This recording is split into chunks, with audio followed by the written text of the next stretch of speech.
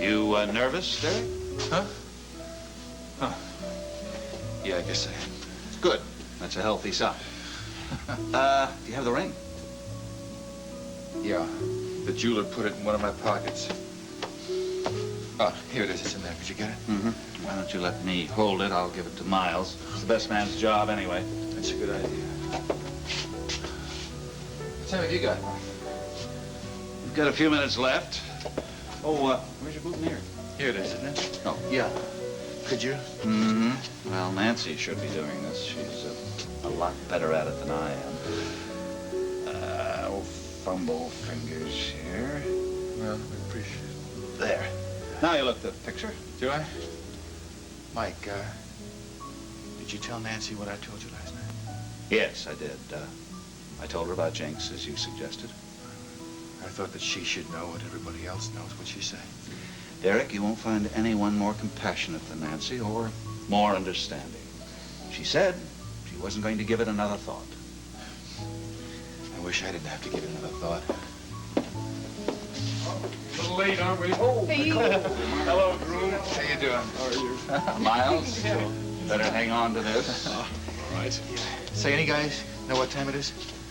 It's a minute later than the last time you asked me, Derek. Oh, I wouldn't say he's nervous, would you? No, I'm not nervous. I'm just trying to keep everything in line. It's awful nice to have you guys here for support. Oh, well, we're so glad to be here to be able to share this day with you and Jinx. It's an honor, my friend. It means a lot to have your friends with you on the most happy day of my life. Okay, now turn around. Oh. Oh, beautiful. Just so. Ta-da! Oh, no, the checklist. Something old is... Oh, the pendant my grandmother gave me. Yeah. Oh, that is so lovely, Jinx. Thank you. And something new? The dress I'm wearing. Good. Borrowed? Nicole lent me a handkerchief. Oh, good. And the something blue is... The garter that you gave me. That completes the picture. Oh, and you're sure the picture is all right? Absolutely perfect. I mean, I don't look pale, do I? Because of nervousness? No, not at all. Oh, I'm sure that Derek is as cool as a spring breeze out there. Oh, I don't know about that because I think last time I looked out, Mike was holding him up. Nancy, you know something? I am so excited. I feel like I could fly. It's the most wonderful feeling I've ever felt. I don't want to come back down to earth. You are in love, my dear. I see all the signs. Oh, yes. And you know something else? I feel like a miracle has taken place. Oh. Well, you see, for the last 3 days, I felt just awful, but this morning I woke up and I felt absolutely marvelous. And that's exactly how you look. Oh, you know, don't you, Nancy? Well, Derek and I thought it was only right that you know. But I'll tell you something. I am going to fool everybody. I'm going to fool the complete medical science. Today, I feel as if I'm going to live forever.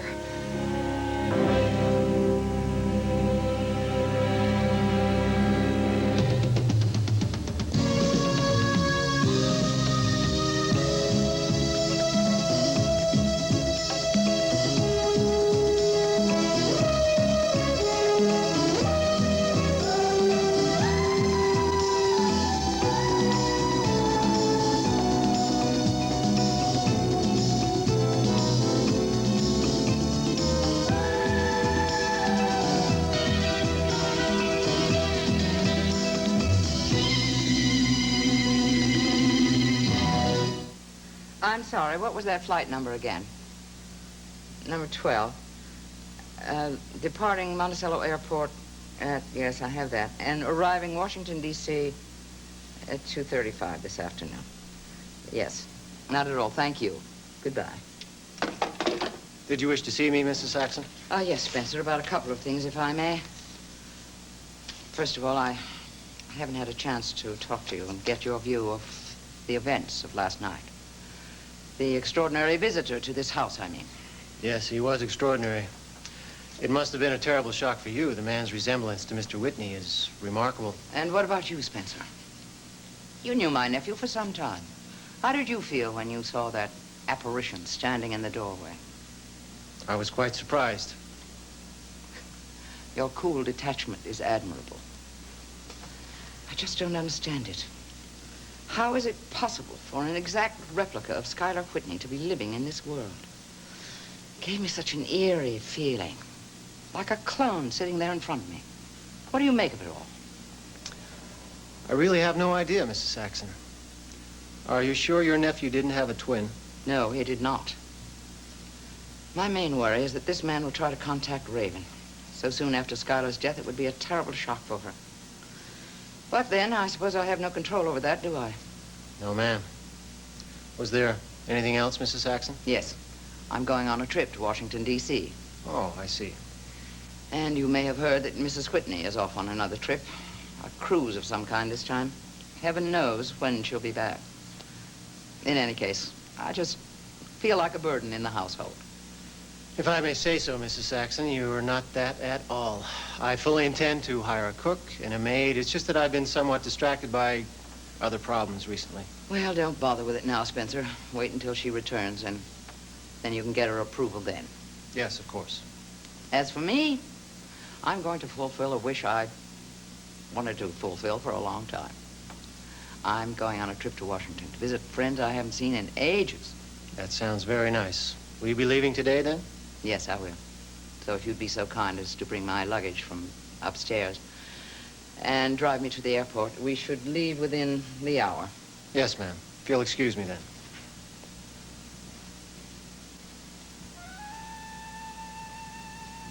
Well, I don't know what you're up to these days, my dear, but whatever it is, obviously you don't need me. All right, let's see. Nail kit, 2 hairbrushes, cosmetics, hair curlers, hair dryer, Jungle Paradise perfume. In jail? Pantsuit, 3 skirts, 6 blouses, 4 pair of shoes. I think that should about do it. What are you doing, Nora? If you were here more often paying attention to your job, you'd know. I'm sure I won't have to wait long for you to tell me. For your information, I saw Mrs. Whitney last night. Where? And she's going away on another trip. I'm here packing her bag from this list she gave me. I know she's going on another trip. Apparently, Mrs. Saxon is going out of town as well. Oh? Where? Washington, D.C. Oh, my. Big time. Mrs. Saxon has always been in the big time, as you put it. She has many friends in Washington. Grubby little bureaucrats, I'll bet. You can't open your mouth without dripping venom, can you? Now, that is an awful thing to say to me. You could be a little nicer. Why should I? You could attempt a little semblance of courtesy. I mean, with Mrs. Whitney and Mrs. Saxon both gone, we're going to be in this big house by ourselves. I see no need for unpleasantness. I'll get it. Whitney residence? Spencer, it's Libby. Yes? I have to see you. It's important. Isn't it always? You know what, there are things that I have to do here. I can't go running off every time you call. Then I'll come over there. I must. Don't put me off. How soon are you leaving, Nora? As soon as I finish packing this bag. All right, come over. But give it about an hour. I've got to go to the airport first. Bye.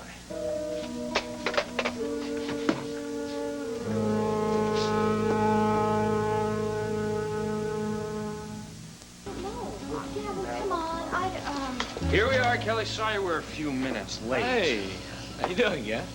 Jody, how are you? Reluctant. That's why we're late. If you knew what I had to go through to get this lady here, she fought like a little demon. But why? Because I really don't think this is a good idea. Will you tell her, please, why it is a good idea? I've run out of breath. Okay, reason number 1. You like children, right? Yes, of course I like children, but that doesn't mean I can be the hostess of a children's program. I'm not qualified. Yeah, but how many people are there that have had that kind of experience? A school teacher. Why didn't you hire a school teacher, somebody like that? I tried to find a school teacher, but I couldn't, and I could never find one as pretty as you. That's reason number 2. Reason number 3, you already have a track record as a performer. In rehearsals, though, just in rehearsals. But you loved them, didn't you? Yeah. Well, then. Oh, come on, give it a chance, honey. Kelly will be honest with you. Now, look, we all know each other well enough to be honest, okay? Now, no matter what happens, good or bad, we'll accept it. Not just asking you to try. Just try, that's all. Well... Come on. Sick 'em, Tiger. All right, nothing to lose, huh? Right. What do I do? Okay, now what I want you to do is I want you to go over there on the set with the children and talk to them. Now, I've left you a book, and you can read from the book, or you can make up something. You know, be creative. All I need is 2 good minutes of tape on you, okay? That's all there is to it. Aren't you going to wish me good luck? Good luck. Thanks, you're a pal. I know. Would you hold this? No. All right. Hold it anyway. Come on, Gavin, let's go. Hi. Hi. How you doing? Good. My name is Jody, and, well, let's see. I'd like to find out all of your names. What's your name? Ilana. Ilana. And yours? Burnett. Burnett. Jason. Jason. Natane. Natane. And yours? Leora. Okay, so it's Ilana, Burnett, Jason, Natani, and Leora. Good, got it. You guys like stories? Yeah. What kind of stories? Monsters. Monsters? All right, I guess it takes a good monster to make a good story. Let's see what we have here. Aha. Okay. Once upon a time. It's funny, those stories always start out with once upon a time. I wonder why. Because, the story lady didn't have any other way to make them. That's a good answer. Okay. Once upon a time, there was this family of monsters. A mommy monster and a daddy monster and 2 children monsters. And they had this one little problem. You see, they were very, very ugly. And nobody would talk to them. And no one would play with the little children monsters. Right? You know, I don't know what was wrong with me, Gavin. Jody's perfect for this thing. And you know why? Because she doesn't talk down to the kids or at them. Talks to them. That's why she gets the response. Exactly. And she's exactly what we've been looking for.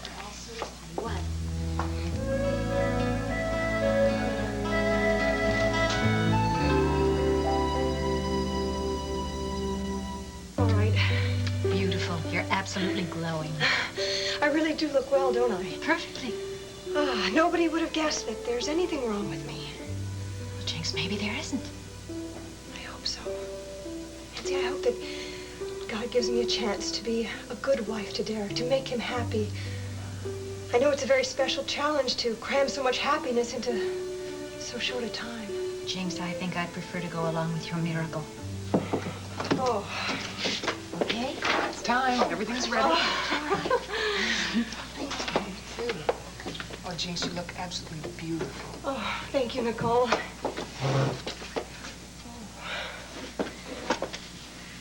Don't worry about it. That's same thing happened to me on my wedding day. It's just nerves. Okay. Ready? Oh.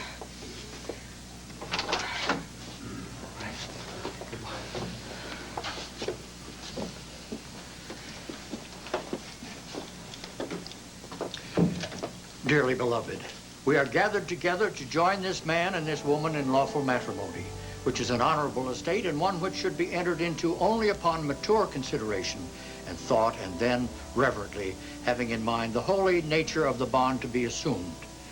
If there be any among you who know of any reason why Derek Mallory and Jinx Avery should not be so joined, let him speak now, or else hereafter hold his peace.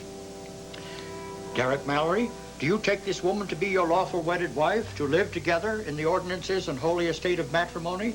Will you love her, comfort her, honor, and keep her in sickness and in health, forsaking all others, and keep only unto her so long as you both shall live? I will. Jinx Avery, do you take this man to be your lawfully wedded husband, to live together in the ordinances and holy estate of matrimony? Will you love him, and comfort him, and honor and keep him in sickness and in health, forsaking all others, keep only unto him so long as you both shall live? I will. Join hands and repeat after me, please.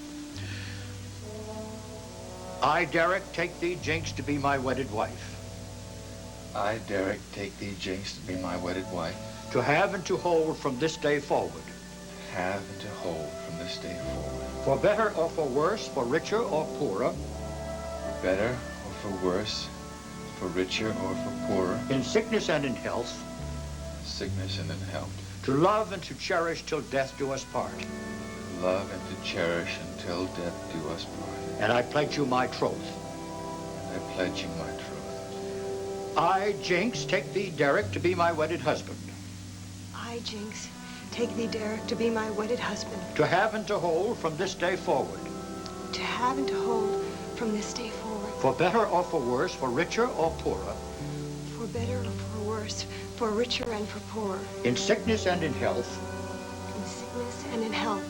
To love and to cherish till death do us part. To love and to cherish till death do us part. And I pledge you my troth. And I pledge you my troth. May I have the ring, please?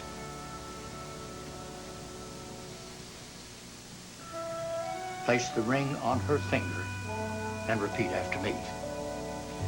With this ring I thee wed, and with all my worldly goods I thee endow.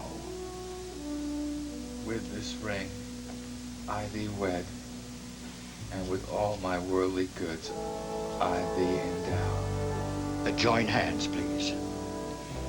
Inasmuch as Derek and Jinx have now joined together in lawful wedlock, and have witnessed the same before this company, and thereto have given and pledged their troth each to the other, and have declared the same by giving and receiving of a ring, I, in accordance with the authority vested in me by the laws of this state, pronounce that they are man and wife.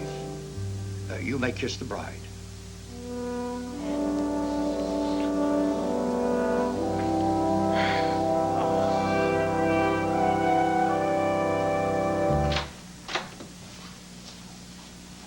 What is this?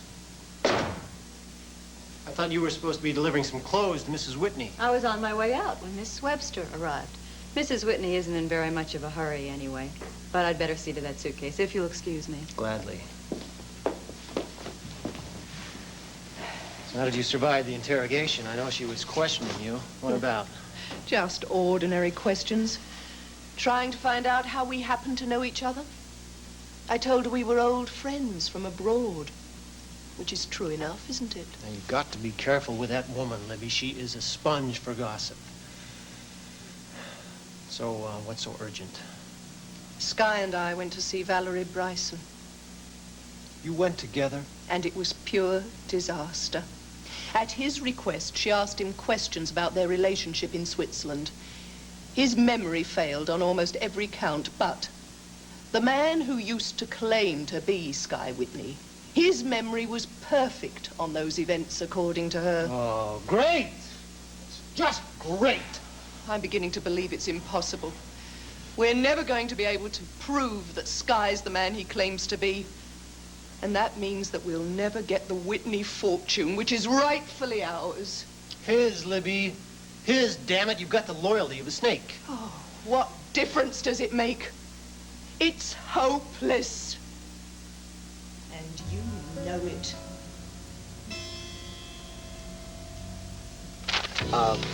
Now, Jody, I really have a deadline to meet on this real soon, so I have to have an answer one way or the other, yes or no? Oh, I accept. I accept. There. It's about time. You said that again. You know, I've been so excited about auditioning you as the new hostess for this children's show. I've really forgotten to convey my condolences about your mother, Jody. I'm really sorry. Thanks. It's just something that I'd rather forget, you know. That and some other things. What other things? Well, the night Jody's mother died, Jody ran into this strange man coming out of her mother's apartment. It was just a momentary thing. He looked at me and I looked at him and then he was gone, but, well, it sounds less frightening than it was. And it stayed with me. I dream about this man. I see his face and I wonder what he looks like behind those dark glasses.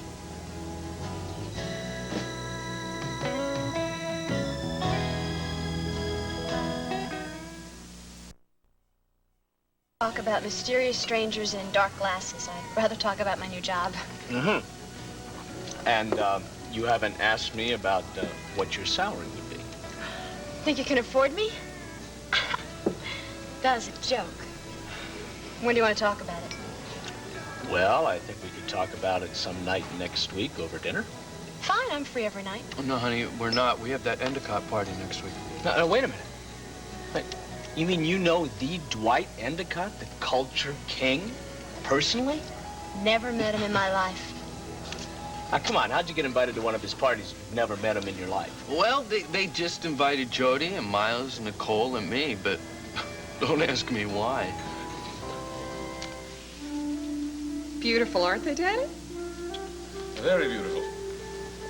You know, Grace, you have a real knack for flower arranging, just like your mother had. She was much better than I am. What are you wearing for the party, darling? I haven't decided. That's reminiscent of your mother, too.